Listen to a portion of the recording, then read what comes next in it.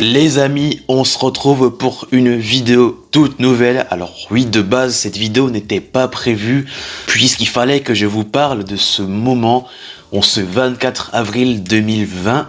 Donc en particulier, c'est un jour assez spécial puisque on ne rencontre pas un 24 avril tous les ans. Puisque ce 24 avril, c'était un moment historique même, je dirais historique de l'histoire du cinéma. Évidemment, puisque ce jour-là est sorti le film Avengers Endgame en 2019, et ce jour-là a été pour moi, comme pour tous les grands fans Marvel, que ce soit même du cinéma, tout confondu, que ce soit bien évidemment le film le plus attendu de tous les temps et qui a rapporté évidemment beaucoup d'argent au box-office, mais on parlera de ça après. Et puisque je ne cesserai donc de le redire, ce jour-là a été un jour grandiose, comme pour chaque fan de l'univers Marvel tel qu'il soit. Donc Avengers Endgame, ce projet dont à l'époque tout ça semblait impossible, parce qu'à l'époque on se demandait pas que de voir autant de personnages réunis dans un film. Et en 2012, le premier film Avengers, qui est le premier rassemblement de super-héros incontestable, incontesté, qui lui, je crois, est sorti le 25 avril 2012, il me paraît. En 2012 aussi, on a eu ce même phénomène, j'arrive plus à parler tellement je suis époustouflé, même un an après, j'en reviens toujours pas de voir un truc aussi grandiose. Alors bien sûr, sans pouvoir être parfait pour autant, mais qui a des bons avantages quand même. Donc que l'on le veuille ou non, ce film a marqué l'histoire du cinéma. Pas seulement en termes de box-office, c'est tout, non. Tout simplement en termes de rassemblement. Alors bien sûr, il y a eu le premier Avengers qui, lui, marquera à jamais le monde du cinéma. C'était le premier rassemblement. C'était quelque chose de nouveau à l'époque. Du jamais vu encore, je le redis. Tout ça de base, au départ, le MCU était une blague sur les mots de Nick Fury dans la scène post-générique de Iron Man 1, qu'il y aurait un projet initiative des Avengers, chose que à l'époque personne n'y croyait à ce projet, mais ils l'ont fait. Et résultat, le pari est réussi. Mais bon, je vais pas trop me tarder sur l'histoire du MCU, sur ce qui est devenu aujourd'hui, puisque je vais plus me centrer sur le film. Est-ce que j'ai toujours le même ressenti quand je regarde ce film aujourd'hui, dans mon salon, dans ma chambre, que quand je l'avais vu à l'époque au cinéma, il y a un an? Et c'est parti quoi, c'est parti, on n'a pas le temps à perdre. Alors oui, j'ai vraiment j'ai beaucoup de choses à dire dans cette vidéo. Je sais pas si je pourrais tous les dire, parce que j'ai pas envie que cette vidéo dure plus de 20 minutes, mais je ferai quand même le maximum de ce que je pourrais utiliser, histoire que ça ait du sens pour cette vidéo, parce que j'ai pas envie de dire tout et n'importe quoi non plus. Mais enfin bref, n'attendons plus, on va donc discuter de ce film qui est devenu un phénomène encore, je le redis. Alors, Avengers Endgame, le projet ultime, qu'est-ce que ça donne? Qu'est-ce que ça donne aujourd'hui? Pour vous faire simple, j'ai rien à dire. Est-ce que je qualifierais ce film d'un bon film, d'un film moyen ou d'un mauvais film tout simplement? Je vois ce film d'une neutralité amplement assumée. Alors ce que je veux dire, c'est que quand vous essayez de regarder ce film plusieurs fois, c'est normal que lors du premier visionnage, vous vous demandez mais pourquoi il y a tel truc, pourquoi ils n'ont pas fait ceci, pourquoi ils ont fait ça de manière stupide. Toutes ces questions-là, que ce soit du positif ou du négatif, tu retrouves un peu les deux côtés dans un même film, à te demander mais tu sais pas si c'est un bon ou un mauvais film. Et c'est ça que j'ai ressenti quand j'ai revu encore et encore Avengers Endgame. Et ça renforce encore plus notre manière de penser, genre tout n'est pas parfait dans la vie, tout n'est pas aussi dégueulasse dans la vie, désolé du langage. C'est ça que j'ai aperçu durant le visionnage. Et en ce qui concerne les histoires et les événements qui sont compatibles à leur place, mais ça ne change rien au fait que je préfère largement Infinity War à Endgame, parce que la claque qu'on s'est pris à la fin de Infinity War, qui est sorti maintenant il y a maintenant 2 ans, ça va faire 2 ans en jeudi, ça va faire 2 ans samedi je crois. Et clairement, le claquement de doigts que personne ne s'y attendait à la fin du film. Et fais pas ton fou, toi, devant ton écran. Même si tu connais le MCU comme le fond de ta poche, Je suis sûr que tu ne t'y attendais pas à ce claquement de doigts. Même les gens qui ne connaissaient pas le MCU et qui allaient voir pour la première fois un méchant qui devient le personnage principal et qui gagne à la fin, je m'adresse surtout à ceux qui ne connaissaient pas à l'époque le casting de Avengers Endgame, qui savaient même pas qu'il y avait une suite après Infinity War. Je n'ai qu'une seule chose à vous dire, continuez ce que vous êtes en train de faire. Continuez juste. Parce que nous étant fans, on connaît déjà les projets qui vont suivre dans les années qui suivent, avec la phase 4, la phase 5, la phase 6 et tout, parce que tout simplement, vous n'êtes pas prêts. Vous n'êtes pas prêts pour ce qu'ils vont annoncer pour la suite, bien sûr. Maintenant, reprenons où on en était. Avengers Endgame, l'histoire maintenant. C'est la première défaite des Avengers depuis jamais, quoi. Et du coup, ils tentent de trouver une solution pour ramener tout le monde à la vie, jusqu'à ce qu'ils découvrent que les pierres ont été détruites et à l'échelle subatomique en VO, puisqu'en VO, il dit qu'il ne l'a pas vraiment détruit et qu'il l'a réduite à l'échelle subatomique. Et du coup, les Avengers, ils n'ont pas d'autre choix que d'attendre 5 ans pour trouver la solution ultime contre Thanos, Ant-Man. Ouais, pour moi, c'est l'une des grosses incohérences du film, en fait. Parce que s'il n'y a pas d'Ant-Man, tu sauves pas le monde, quoi. Et ça m'a un peu titillé l'esprit. Mais vous connaissez bien, Marvel et les incohérences, c'est pas gagné d'avance, hein.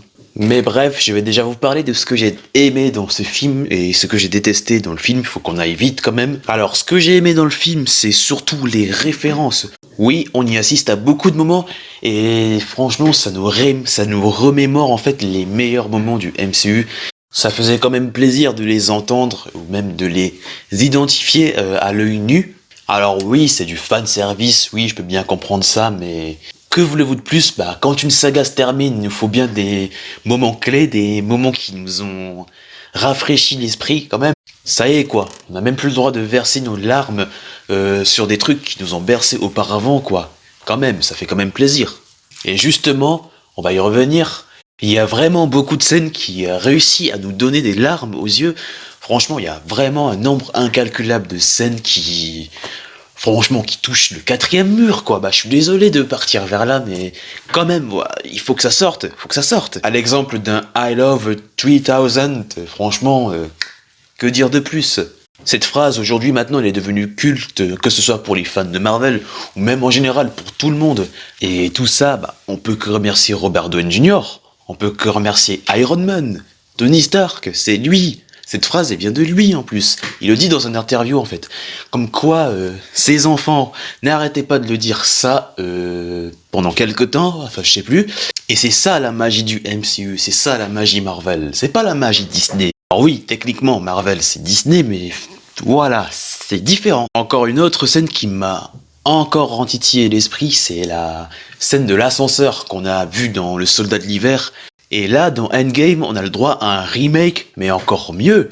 Pas de baston, rien du tout, juste une phrase, tout est réglé. Honnêtement, le High Hydra de Captain America, ce jour-là, les frissons se sont levés. Ils ont pas hésité, c'était mais d'une puissance irréversible. Bon, je vais pas abuser non plus, je vais pas aller trop loin, mais tout simplement parce qu'il y a plein de références, que ce soit du MCU, même des références en dehors du MCU, de la pop culture en général, parce que c'est en rapport avec l'intrigue du film même. Tout en restant bien sûr marrant comme d'habitude. Et j'ai aussi aimé le personnage de Thor. Alors oui, je vois déjà certains qui vont venir m'embrouiller l'esprit. Je le déteste pas parce qu'il est tout simplement... voilà, vous avez compris, j'ai pas envie de le dire. Et beaucoup de monde ont détesté ce personnage de Thor, tout ça parce qu'il avait une autre forme. Non, ça n'a aucun sens. Pour moi, ça n'a vraiment aucun sens. Puisque si vous connaissez bien le personnage de Thor, normalement, vous devriez savoir au moins pourquoi il a pris cette forme-là. S'il y a un seul truc que j'ai pas aimé chez lui, c'est l'utilisation et le développement de son personnage. Parce que de base, Thor, c'est un personnage dark, c'est un personnage sombre, c'est un personnage assez sérieux quand même, comme on l'a vu dans les premiers films, même si bien sûr les premiers films n'étaient pas vraiment à l'expérience de notre attente. Merci, j'arrive plus à parler français, mais bref, comme je le disais de base pour le personnage de Thor, c'est que dans les premiers films, c'était un personnage assez sérieux et assez... sincère. Mais là, alors attention pour les oreilles sensibles et s'abstenir. Ce que je vais dire n'aura peut-être pas de sens, mais vous l'aurez peut-être compris. Le personnage de Thor, ils nous ont James Gunnisé à la Gardien de la Galaxie, bien sûr. Certes, ce qui est cool, mais ça gâche un peu le potentiel qu'est ce personnage dans les comics et aussi dans la mythologie grecque ou romaine, je sais plus. Non, qu'est-ce que je raconte? C'est une mythologie nordique. Alors oui, je peux comprendre qu'ils essayent de rajouter un peu du fun et un peu de couleur dans son personnage, mais je m'attendais pas à un tel développement aussi naze, désolé de le dire, mais ils l'ont quand même assumé, ils l'ont fait, c'est l'essentiel, du moment qu'ils le font bien. Alors on verra ce que ça pourrait donner dans Thor 4, s'ils nous refont encore un humour à la Ragnarok, franchement je serais pas étonné. Hein. Et enfin, l'avant-dernier défaut de ce film, qui est donc le personnage de Hulk. Alors honnêtement, je sais pas ce qui s'est passé avec ce personnage, je sais pas ce qu'ils ont fait. De toute façon, depuis le début du MCU, le personnage de Hulk n'avait pas vraiment d'enjeu, vraiment de l'épicentre d'intérêt qu'il avait dans cette saga. D'ailleurs, je sais même pas si ce personnage aura un avenir dans le MCU ou pas. Oui, parce qu'il y a une série sur She-Hulk qui est pour le Disney+. Et d'après les rumeurs, l'acteur Mark Ruffalo serait partant pour apparaître dans cette série. Et bah, chose qui sera bien sûr cohérent, évidemment, on est là pour parler de Hulk. Alors Hulk dans Avengers Endgame, alors je sais pas pourquoi ils ont pris la décision de relier les cerveaux et les muscles. Juste son personnage est assez dit ridicule quand même. Ridicule tout court, je vais rien dire de plus sur ce personnage quand même, vous savez à peu près pourquoi et comment. Flemme de débattre. Et pour finir avec les défauts, sans doute le plus gros défaut du film, sérieusement, Captain Marvel. À quoi elle a servi dans le film ? À quoi elle a servi dans le film, à part la fin, bien sûr. Au début, tout le monde la voyait comme la solution ultime face à Thanos avec les Avengers, celle qui allait sauver le monde, celle qui allait éclaircir la mémoire des gens. Là, les auteurs, ils nous ont fait quoi, là? Ils nous ont fait une meuf qui se la joue tout simplement parce qu'elle a des pouvoirs surdivines. Alors, est-ce que c'est voulu de la part de l'actrice? Normalement, je ne pense pas, vu que à la sortie de Captain Marvel, l'actrice se faisait tellement critiquer par les internautes, alors qu'on oublie tout simplement que c'est une très bonne actrice, en vrai. Alors du coup, est-ce que c'est voulu de la part de l'actrice de agir comme ça? Non. C'est juste le personnage dans lequel elle joue qu'on n'apprécie pas tant. Du coup, Captain Marvel dans Avengers Endgame, franchement, je suis vraiment très déçu de son utilisation. Elle n'a absolument du tout servi à rien dans l'intrigue, et c'est vraiment dommage. Par exemple, à l'image de Tony Stark, qui au début du MCU était arrogant, imprévisible, narcissique, et surtout pas fait pour travailler en équipe, si vous voyez où je veux en venir, le personnage pouvait être détestable, avait cette allure de devenir aussi détestable, mais tout en restant quand même honnête et drôle, et ce n'est pas ce que Captain Marvel fait. Ils ont fait en sorte que la personnage soit trop attachée à sa capacité surdivine, et je dis bien sûr merci à War Machine, qu'au début du film a quand même essayé de la remettre à sa place, en le disant que tout le monde vit une vie de super-héros, et tous les événements qui sont passés, qui se sont déroulés sur Terre, qu'est-ce qu'elle foutait pendant tout ce temps? Et la meuf, elle a l'audace de répondre qu'il y a des tas de planètes dans l'univers qui n'a pas eu la chance d'avoir les Avengers. À ce stade de réponse, là, tu peux rien dire devant elle, parce que si tu dis un mot mal placé, elle te décapite.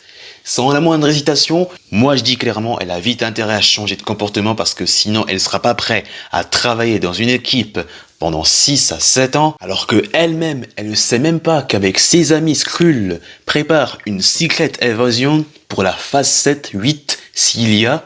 Mais bon, avec un minimum d'intelligence, ça devrait peut-être pas se passer. En tout cas, Captain Marvel, à surveiller de près. Et enfin, dernier point de cette vidéo, parce que ça commence déjà à faire longtemps, évidemment, la scène du rassemblement où tous les héros se réunissent contre l'armée de Thanos.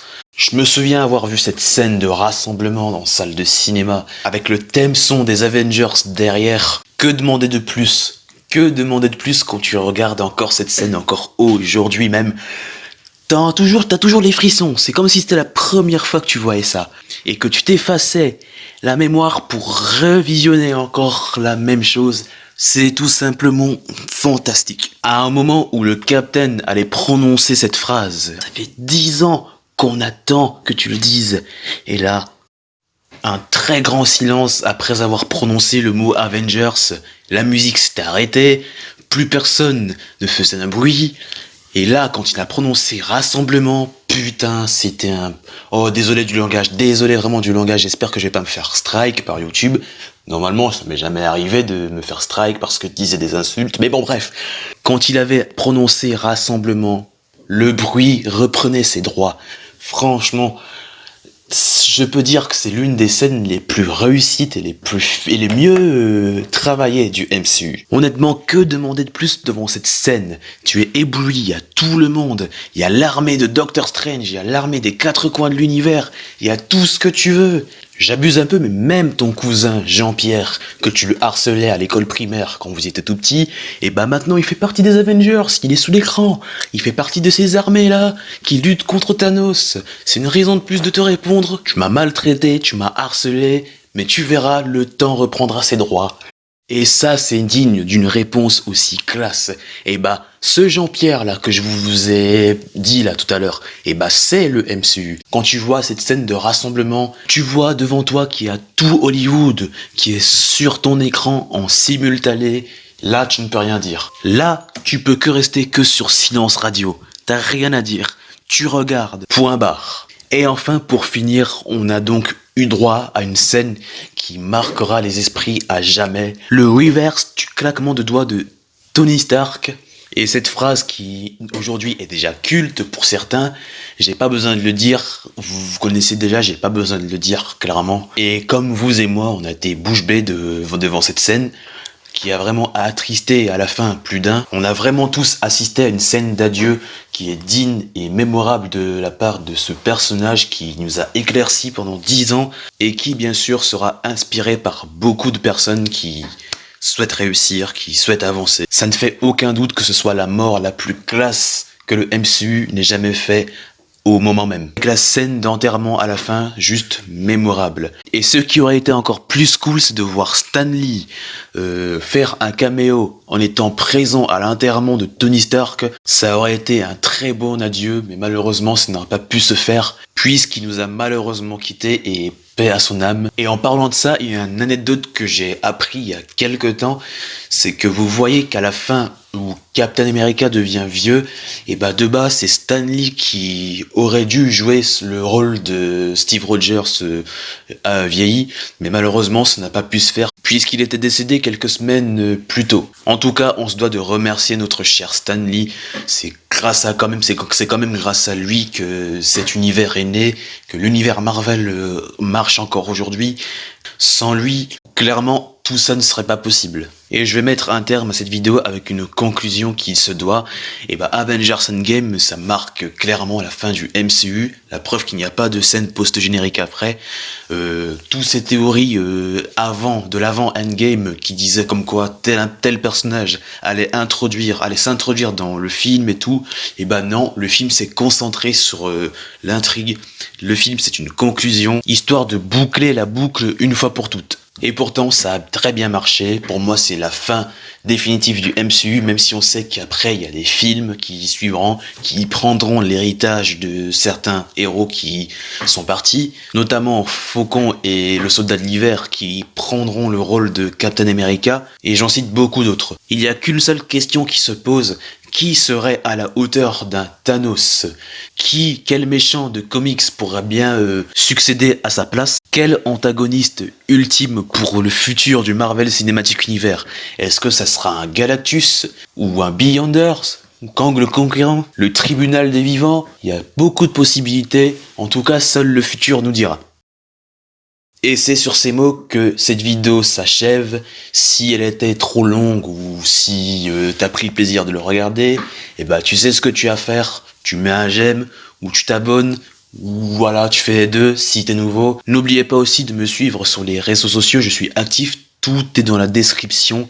Vous aussi, donnez-moi votre avis sur Avengers Endgame un an après. Oui, je sais que vous avez vu le film il y a un an et peut-être que votre avis ne serait pas les mêmes que ceux d'il y a un an. Après, bien sûr, vous dites ce que vous voulez, vous avez aimé le film, vous n'avez pas aimé le film. Les commentaires sont faits pour ça. Sur ce, c'était donc votre Maxi Kev et à très vite pour un tout nouveau rendez-vous et surtout, je dis bien, surtout, n'oubliez pas, bon confinement à tous, regardez des films, regardez des séries, faites-vous plaisir, c'est des vacances gratuites, donnez, bien fait, il n'y en a pas tous les jours et je vous dis donc à la prochaine.